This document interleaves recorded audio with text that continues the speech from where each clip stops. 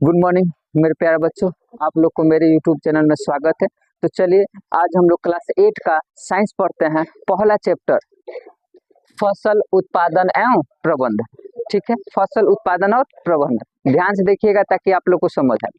तो फसल उत्पादन और प्रबंधन, इस चैप्टर का नाम है फसल उत्पादन और प्रबंधन। यानी सबसे पहले हम फसल के बारे में जानेंगे, तब उत्पादन के बारे में जानेंगे और उसके बाद प्रबंधन के बारे में जानेंगे। तो सबसे पहले चलिए फसल किसे कहते हैं ये जानते हैं। देखिएगा क्वेश्चन, फसल किसे कहते हैं जब एक ही किस्म के पौधों को किसी स्थान पर बड़े पैमाने पर उगाया जाता है, उसे क्या कहते हैं? फसल। यानी एक ही प्रकार के फसल को, जैसे हम गेहूं रोपे तो गेहूं वो फसल होगा, समझिएगा। और धान रोपे तो धान, वो क्या कहलाएगा? फसल। यानी बड़े पैमाने में, एक बड़े भूभाग में, यानी बहुत बड़े जमीन में, बहुत बड़का भाग में रोपा जाए, उसको क्या कहेंगे? फसल। ध्यान से सुनिए, जब एक ही किस्म के पौधों को, किस्म एक हो, अब ये नहीं कि उसमें गेहूं मिला दे, सरसों मिला दे, धान मिला दे, सब ये क्या हो जाएगा? फसल नहीं कहलाएगा। समझ में आ रहा है? ये फसल। अब ऐसे नहीं कि उसमें गेहूं भी, धान भी, सरसों भी सब मिला दे तो आपका फसल नहीं कहलाएगा। एक ही किस्म का हो, तो एक ही किस्म का होगा, किसी स्थान पर बड़े पैमाने में उगाया जाएगा, उसको क्या कहेंगे? फसल। का ये बात समझ आया होगा। अब देखिएगा, मौसम के आधार पर फसल को कितने वर्गों में बांटा गया? अगला क्वेश्चन, मौसम के आधार पर फसल को कितने वर्ग में बांटा गया है? तो मौसम के आधार पर फसल को कितने वर्गों में? 2 वर्गों में बांटा गया है। पहला है बाबू खरीफ फसल। कौन फसल? वह फसल जिन्हें वर्षा ऋतु में बोया जाता है। वर्षा ऋतु का मतलब क्या होता है? वर्षा। यानी जिस फसल को बरसात में रोपिएगा वो कौन फसल होगा? खरीफ फसल। बरसात में रोपने का मतलब देखो, याद करने का तरीका आपको इसे, जैसे खरीफ फसल कौन मौसम में रोपा जाएगा? तो देखिएगा, जब बरसात होगा तो पैर खरा जाता है, सड़ जाता है, तो खराने से याद आ जाएगा खरीफ। खराने से क्या याद आ जाएगा? खरीफ। यानी वह फसल जो किसमें रोपा जाए? वर्षा ऋतु में रोपा जाए, उसे क्या कहेंगे? खरीफ फसल। एग्जाम्पल बताओ, धान किसमें? बरसाते में रोपाता है। मक्का बरसाते में, सोयाबीन भी बरसात में, आपका मूंगफली, कपास इत्यादि, ये सब के सब कौन कौन फसल कहलाएगा? खरीफ फसल। क्या ये बातें समझ आया? दूसरा एक होता है रबी फसल। तो वर्षा ऋतु में रोपाएगा तो खरीफ फसल, और वह फसल जिन्हें कौन ऋतु में बोया जाए? शीत ऋतु का मतलब ठंडी में। जो ठंडी में बोया जाएगा उसको क्या बोलेंगे बाबू? तेजी बताओ। रबी फसल। वह फसल जो शीत ऋतु में बोया जाएगा उसे क्या फसल बोलेंगे? रबी फसल। यानी ठंडी में बोया जाएगा तो उसको रबी, अब बरसात में बोया जाएगा तो, अब बोलो, ठंडी में बोया जाएगा तो रबी, अब बरसात में बोया जाए तो, बोलो इतना क्लियर है? अब देखिएगा, जुताई जैसे जैसे में आपका गेहूं हो जाएगा, चना हो जाएगा, मटर हो जाएगा, सरसों। गेहूं देखिएगा ठंडी में रोपाता है। अभी देखो ठंडी चल रहा है तो अभी हो गया है, उसको काटेंगे मार्च के लास्ट में। काटते हैं कि नहीं काटते हैं? जुताई किसे कहते हैं? अब जुताई देखिएगा, हल से जब जोतिएगा खेत को तो देखिएगा मिट्टी एने से उलट के एने जाएगा, फिर जोतिएगा तो फिर उल्टेगा। यानी मिट्टी क्या हो रहा है? उलट रहा है और पलट रहा है। मिट्टी क्या हो रहा है? क्योंकि जब जोतिएगा तो मिट्टी उल्टेगा, पलटेगा कि नहीं पलटेगा? तो उसी को देखिएगा, जुताई किसे कहते हैं? मिट्टी को उलटने पलटने एवं पोला करने की प्रक्रिया को क्या कहते हैं? जुताई कहते हैं। क्या कहते हैं?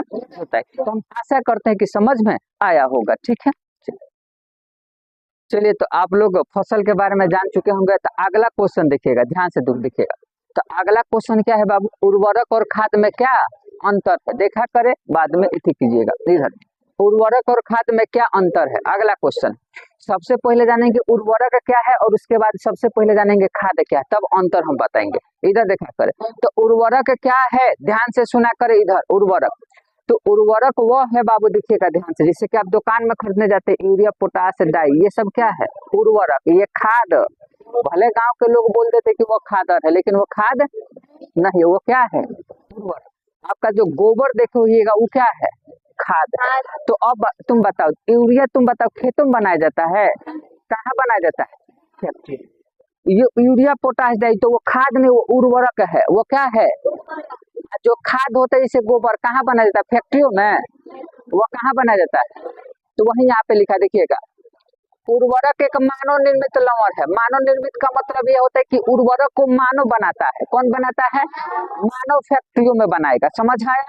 लेकिन खाद एक प्राकृतिक पदार्थ है। वो खाद प्राकृतिक, गॉड गिफ्टेड है, मानव नहीं बनाता। जैसे गोबर हो गया, ऊपर से मालूम है कि आप जैसे गाय गोबर देगा तो ये खाद खाद बन जाएगा, या कोई पत्ता सौर उड़ जाएगा, जैसे कि वृक्ष का पत्ता गिरता है, आप देखिएगा साग सब्जी का जो छिलका होता है गोबर में फेंक देते तो वो भी सड़ के क्या बन जाता है, वो भी सड़ के क्या बन जाता है। तो बताओ वो मानव निर्मित है, पत्ता सड़ गया खाद बन गया, छिलका सड़ गया खाद बन गया, समझ में आ रहा है, गोबर खाद बन गया। तो ये प्राकृतिक पदार्थ होता है और ये कौन पदार्थ होता है, मानव निर्मित। मानव निर्मित का मतलब मानव द्वारा बनाया जाता है। इतना क्लियर है, एकदम क्लियर है। उर्वरक का उत्पादन कहाँ होता है, फैक्ट्रियों में। हम बताए ना यूरिया पोटाश डाई कहाँ बनेगा, फैक्ट्रियों में। और कौन बनाएगा, मानव बनाएगा। लेकिन बताओ खाद कहाँ बनाया जाता है, याद हो रहा है कि नहीं याद हो रहा है, ये खेतों में बनाया जाएगा, ये फैक्ट्रियों में बनाया जाएगा। अगला, उर्वरक से मिट्टी को ह्यूमस प्राप्त नहीं होता है। यानी देखिएगा, ध्यान से सुनिएगा, इधर देखिए करे, उर्वरक जो है ना बाबू, देखिएगा फसल का उत्पादन बढ़ा सकता है लेकिन मिट्टी का जो कैपेसिटी वो खत्म कर देता है। आप जैसे अंग्रेजी दवा और वैदिक वाला दवा में अंतर समझिएगा। लोग कहते ना अंग्रेजी दवा खाइएगा तो तुरंत काम कर देगा, तुरंत गैस को खत्म कर देगा, लेकिन जड़ से नहीं करेगा, फिर गैस वापस आ जाएगा। अब जो वैद्य वाला दवा होता है ना, वो खाइएगा तो जल्दी काम, वो धीरे धीरे वो गैस को छुटाने में 10 दिन 15 दिन 1 महीना लगा देगा, लेकिन उसको छुड़ाएगा तो बाबू जड़ से क्या कर देगा। तो ये फायदा होता है। और अंग्रेजी दवा में तुरंत क्या हो जाता है, अभी खाइएगा और 10-15 मिनट के बाद गैस क्या हो जाएगा, तो फिर आपको 1 दिन के बाद फिर गैस का हो जाएगा, उपट जाएगा। यानी वो दाबता है, छोड़ाता है। सेम उसी तरह उर्वरक छिटिएगा ना तो ह्यूमस नहीं मिलता, यानी मिट्टी की ताकत नहीं मिलता है। भले फसल का होगा अच्छा, ज्यादा खाली उर्वरक छीटने से मिट्टी जो होता है जमीन बंजर हो जाता है। इसलिए देखिएगा उर्वरक कितना भी छीटे, लेकिन गन्ना रोपना होता है तो गोबर दिया जाता है ताकि फिर से उसका क्षमता का आ जाए, वापस आ जाए। यानी ज्यादा उर्वरक छीटने से जमीन अच्छा नहीं होता, फसल अच्छा होगा लेकिन उसका कैपेसिटी खत्म हो जाएगा। तो वहीं लिखा उर्वरक से मिट्टी का ह्यूमस प्राप्त नहीं होता, लेकिन खाद से मिट्टी ह्यूमस प्रचुर मात्रा में प्राप्त होता है। बोलो समझ में? इससे प्राप्त नहीं होता और इससे क्या होता है, प्राप्त होता है। उर्वरक में पादक पोषक जैसे नाइट्रोजन, फास्फोरस और पोटेशियम प्रचुर मात्रा में होता है, तभी तो फसल अच्छा होता है। यानी उर्वरक जितने छिटिएगा उतना ही फसल अच्छा होगा, समझ में आ रहा है। लेकिन आपको जमीन को क्या बना देगा, बंजर बना देगा। क्या बना देगा, अगर खाद नहीं छिटिएगा तो। क्योंकि इसलिए फसल ज्यादा होता है क्योंकि नाइट्रोजन, फास्फोरस और पोटेशियम क्या होता है, ज्यादा मात्रा में पाया जाता है। इसमें ज्यादा मात्रा में पाया, इसमें कम पाया जाता है। किसमें बाबू, खाद में। समझ है, खाद जमीन को बरियार करता है, फसल उतना अच्छा करता है। उर्वरक फसल अच्छा करता है, जमीन को बरियार करता है। तो हम आशा करते हैं कि आप लोग को ये समझ में आया होगा, ठीक है। तो हम आशा करते हैं कि आप लोग ये समझ में आया होगा। अगर समझ में आया होगा तो लाइक करें, कमेंट करें, शेयर करें और सब्सक्राइब करें, ताकि मुझे मोटिवेशन मिल सके और इसी प्रकार का वीडियो बनाकर आपको पढ़ा सके। और मेरे चैनल का नाम है @village story 1999। जय हिंद, जय भारत, थैंक्स।